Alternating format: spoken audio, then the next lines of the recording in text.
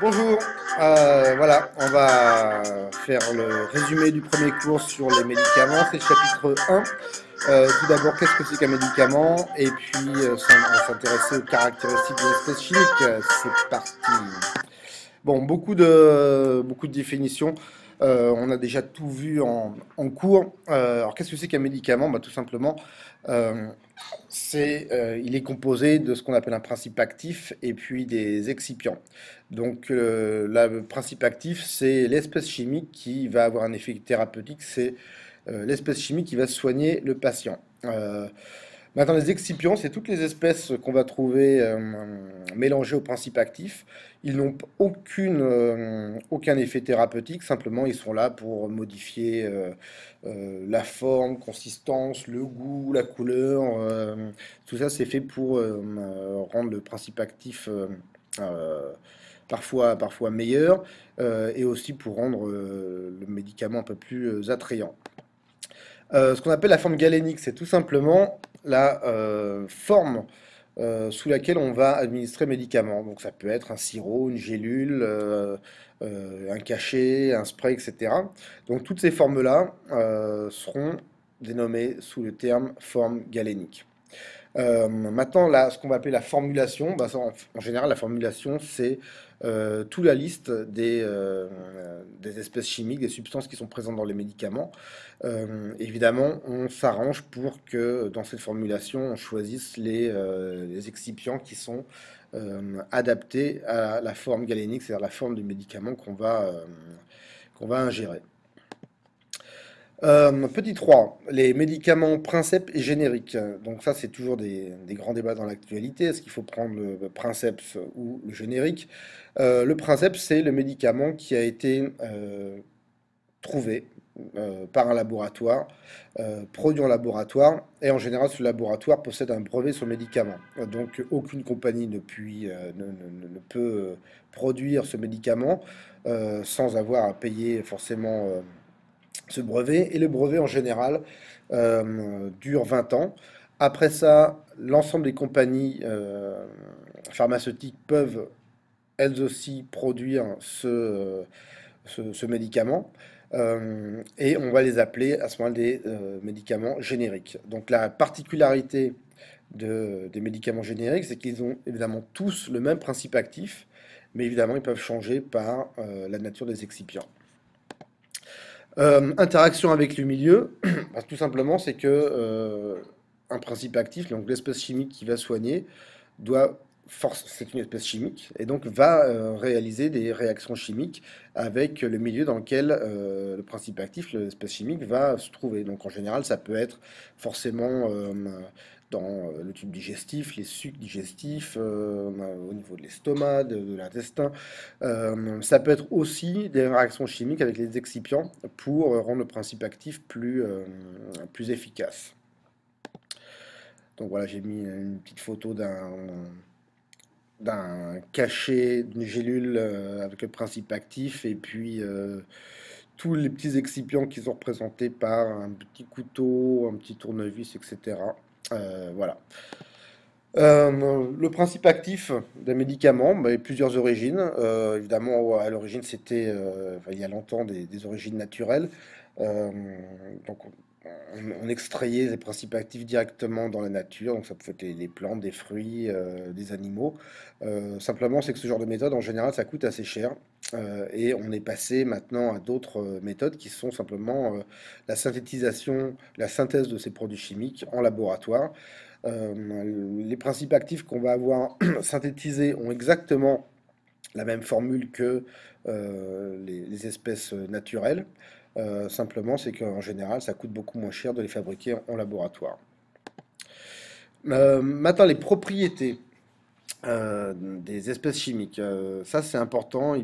Vous aurez certainement beaucoup de calculs à faire avec cette partie-là. Première chose, c'est ce qu'on appelle la solubilité dans un solvant. La solubilité, c'est tout simplement Par exemple, vous allez vouloir dissoudre un cachet d'aspirine dans l'eau, donc vous faites une dissolution. Vous voulez prendre n'importe quel cristaux et les mettre dans l'eau. Vous allez faire aussi une dissolution. Donc la solubilité d'une espèce chimique, ça va être tout simplement la masse maximale d'une espèce chimique qu'on peut dissoudre dans un litre de solvant. La solubilité, ça correspond, enfin c'est une grandeur qui est exprimée en grammes par litre. Alors maintenant, on peut avoir des espèces chimiques qui sont plus ou moins solubles dans différents solvants. Par exemple, le diode, il est très très peu soluble dans l'eau. Par contre, il est extrêmement soluble dans le cyclohexane. J'ai mis un petit exemple justement par rapport au cyclohexane. Si on prend par exemple le diode qu'on veut dissoudre dans le cyclohexane, à 25 degrés, on peut en dissoudre 28 grammes pour 1 litre de cyclohexane. Alors ça veut dire quoi? Ça veut dire tout simplement que on peut, si on a 1 litre, on peut en dissoudre 28, mais si on voulait dissoudre par exemple 30 grammes de diode, on ne pourrait pas. On pourrait en dissoudre 28, mais il resterait 2 grammes de diode qui resterait sous la forme de cristaux sans pouvoir être dissous. Autre caractéristique physique et chimique très importante, c'est la notion de masse volumique et la densité. La masse volumique d'une espèce, c'est simplement le rapport entre la masse de l'échantillon euh, divisé par le volume que possède ce même échantillon. Euh, donc c'est tout simplement le rapport donc, M sur V. Au niveau des unités, ça peut être en kilogrammes par mètre cube. Évidemment, on peut avoir toutes les unités possibles. Ça peut être en kilogrammes par litre, ça peut être en grammes par millilitre, etc. Mais en tout cas, la masse volumique d'une espèce correspond en tout cas à une masse divisée par un volume. Il faut savoir aussi que chaque espèce chimique est caractérisée par sa masse volumique. C'est une valeur qui est intrinsèque à l'espèce chimique qu'on va étudier. Maintenant, la densité. Elle est liée forcément à la masse volumique.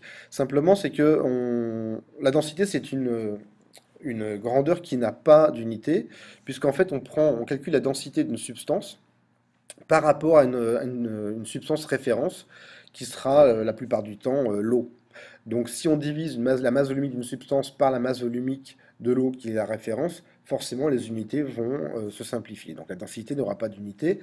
Petite chose évidente, c'est que la densité de l'eau, elle sera égale à 1, puisque évidemment on va diviser la masse volumique de l'eau par celle de l'eau.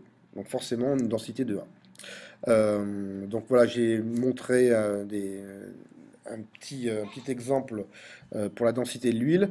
On va commencer par la masse volumique de l'huile, donc qui vaut 800 grammes par litre. Si on veut voir la densité de l'huile, on va diviser la masse volumique de l'huile par celle de l'eau. Il faut faire attention d'avoir les mêmes unités pour les deux masses volumiques. On sait que 1 litre d'eau, ça fait 1 kg. Donc on a 1000 grammes pour 1 litre. Donc la densité de l'huile va faire 0,8. Autre grandeur physique qui caractérise toutes les espèces chimiques, c'est notamment la température de changement d'état. Donc toutes les espèces chimiques vont avoir leur propre température de changement d'état. Les changements d'état, c'est tout simplement le passage d'une forme d'un état physique à un autre. On a 3 états, solide, liquide et gaz. Ces changements d'état se font à une température qui est en général à une on va dire, une pression atmosphérique classique. Évidemment, la température de changement d'état peut aussi varier selon la pression environnante. En tout cas, cette température de changement d'état est absolument caractéristique de l'espèce chimique qu'on va avoir. J'ai mis ici un petit graphe qui montre par exemple les changements d'état de l'eau. On va avoir 2 changements d'état. On va avoir la fusion, c'est-à-dire le passage de l'état solide à liquide. Donc le S c'est pour solide, L c'est pour liquide et G c'est pour gaz. Les changements d'état se font à température constante pour les corps purs. Si on avait un mélange, les changements d'état se font à des températures, enfin on verrait un palier, on verrait bien une modification de l'évolution de la température en fonction du temps, mais on n'aurait pas une température constante pendant le changement d'état. Donc ici on observe à 0 degré le passage du solide à liquide. Pendant le changement d'état, on a les 2 états qui vont être qui vont cohabiter. On aura donc un mélange de solide et de liquide. Et puis à 100 degrés, on a l'eau qui bout et on a donc l'eau qui se transforme, enfin qui passe de l'état liquide à l'état gazeux. Voilà pour le cours aujourd'hui.